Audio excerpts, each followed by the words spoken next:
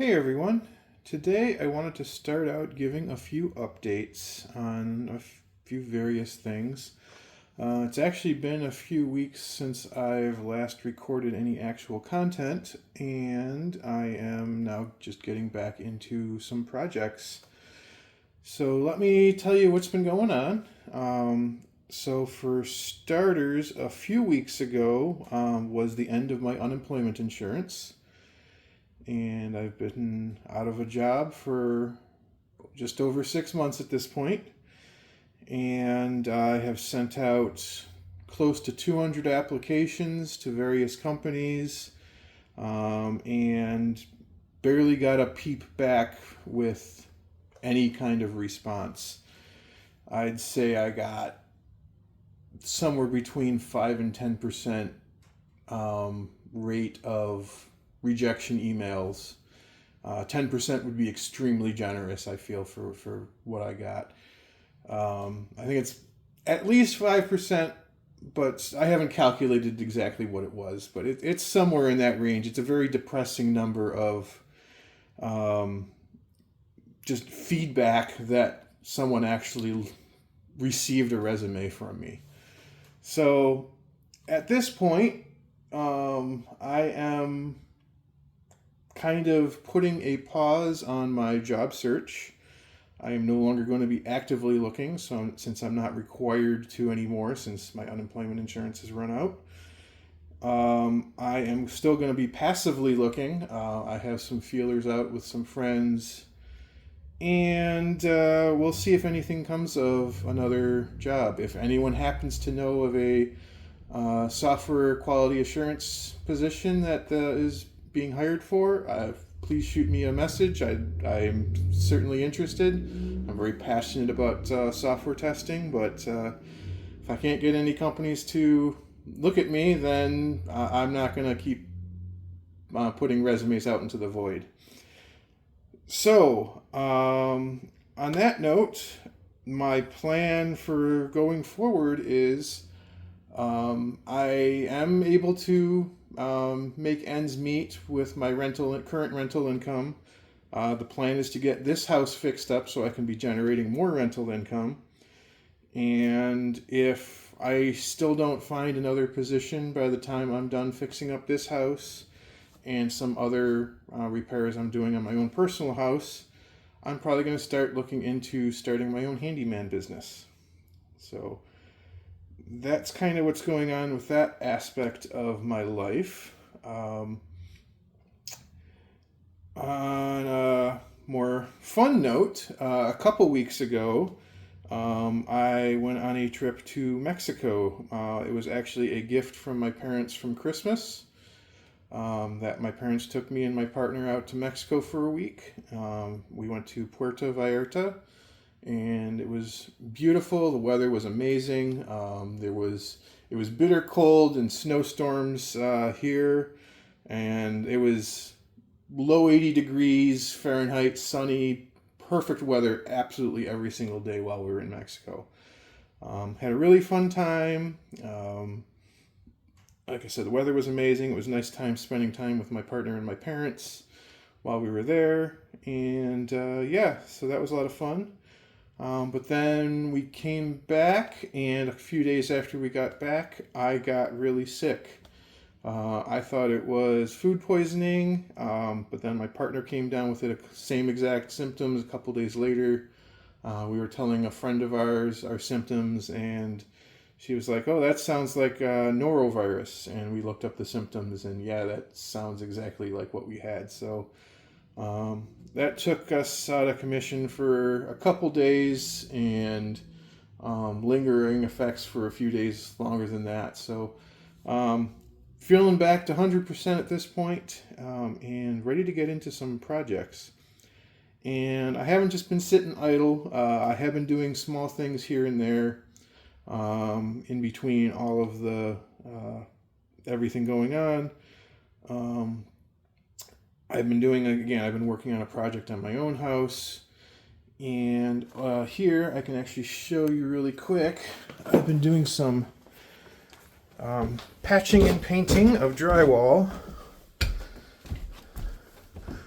and it's just been all over the place where I've been doing patching around outlets, just holes in the wall from where they hung pictures, spots where they didn't paint correctly, like behind the thermostat here.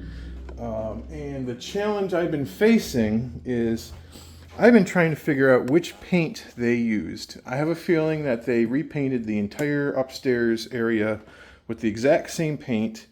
They left some paint behind. This is what they left behind for me. And I've been testing each one to try to figure out what is on the walls.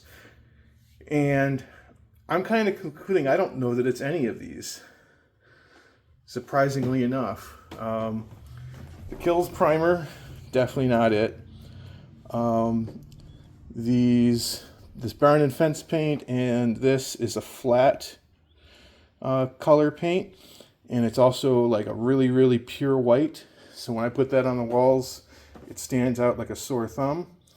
I would think it would be one of these two Behr paints, but this is a high gloss. This is a eggshell, and this one is a little too white. This one is a near perfect color match, but it's way too shiny. So I really have no idea what they actually used. So I'm kind of feeling I might end up having to repaint everything, which is not something I really wanted to do, but I might have to if I can't get a paint to match. So let me I don't know if you can see it in the camera here, but these are my latest tests. Around this light fixture is the, that's that Glidden quick cover, which was a brand new can, never opened.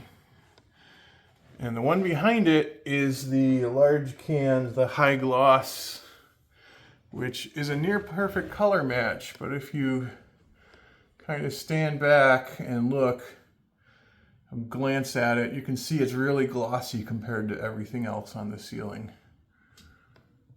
And you can kind of see the spot that I painted.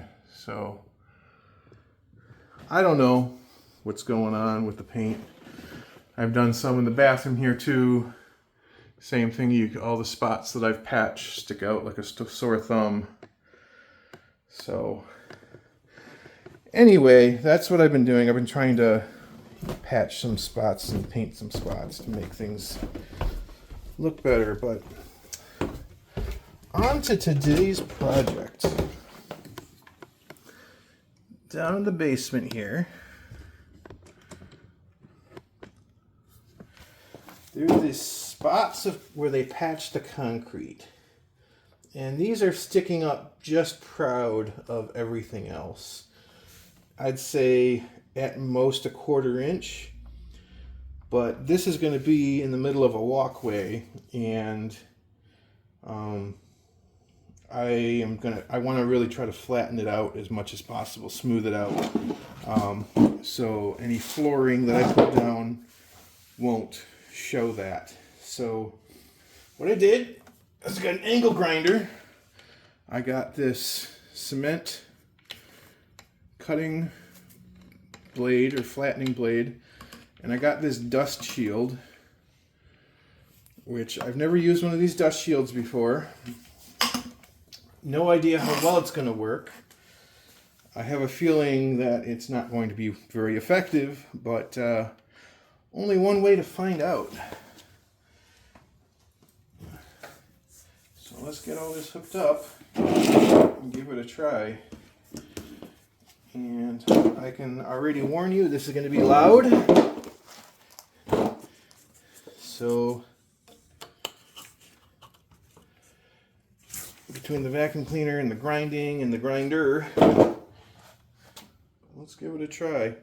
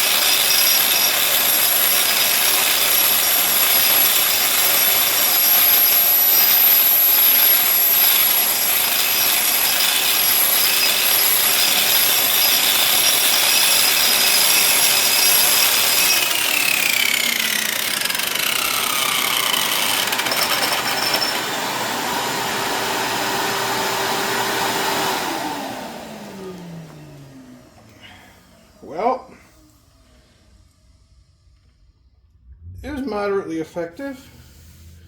It is pretty dusty down here already. There's a cloud of dust hanging in the air. So I'm going to pause for a bit, let that settle, and I will come back. Unfortunately, it did chip a bunch of that, but it's actually making pretty good progress smoothing it out. So I'll be back.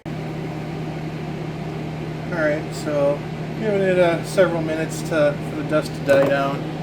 I also brought the air scrubber down here to help with the dust. Still a little bit of dust in the air, but I think I'm okay to continue here.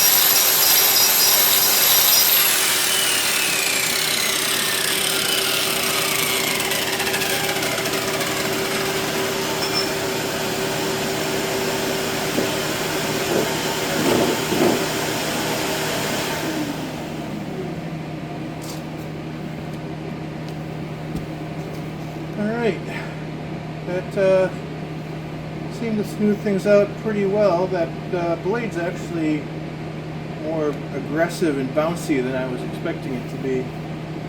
It didn't give me quite as smooth of a finish as I was expecting, but it was good for a rough pass.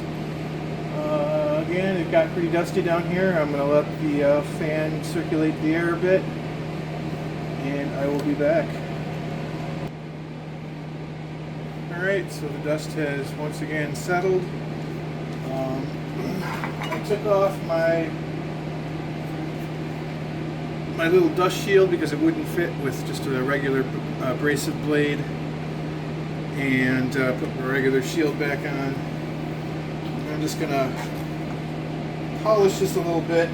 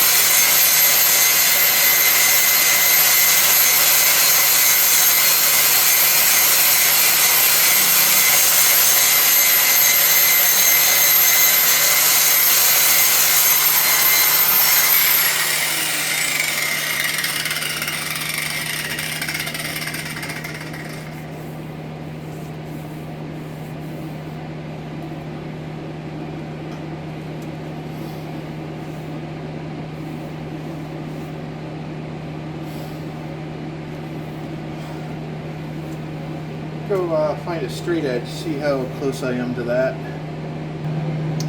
Alright, so I got a straight edge, and I am perfect on the sides. Once I get in the center, it rocks just a tiny bit. And it kind of smooths out towards the edge. So I got a bit more in the center there, it looks like.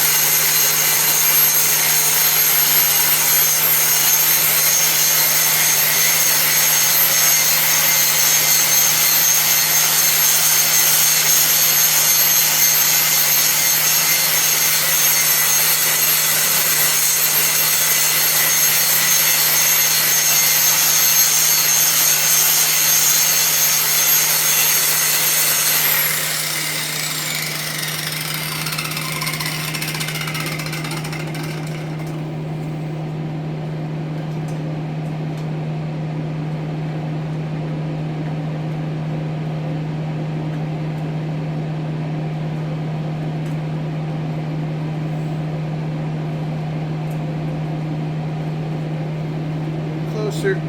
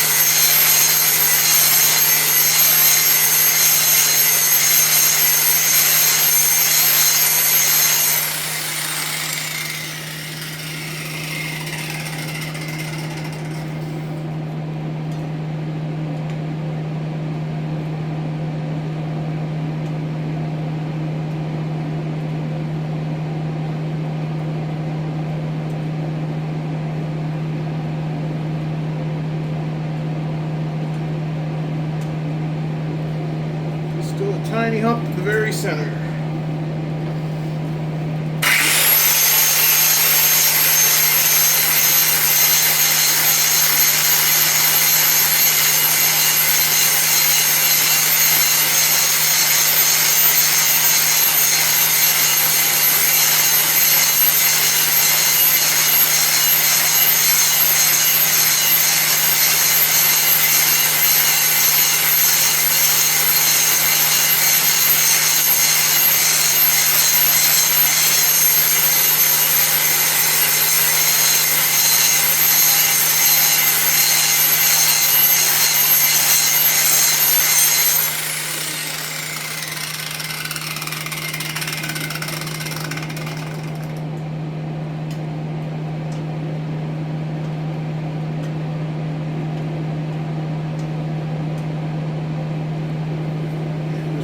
Spot there.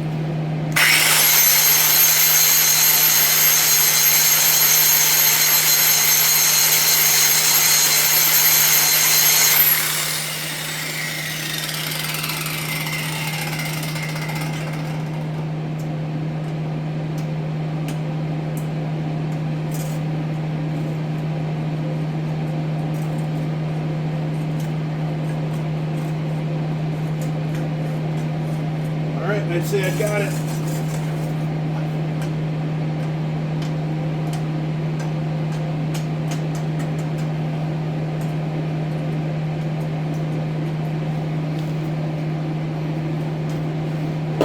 There's a spot out there.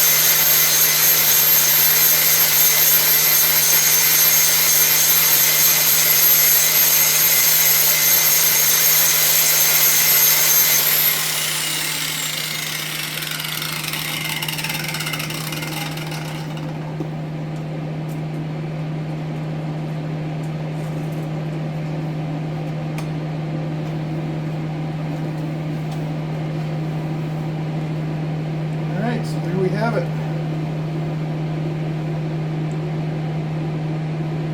Nice and smooth. So I think that'll do it for this video. So thanks for watching, everyone.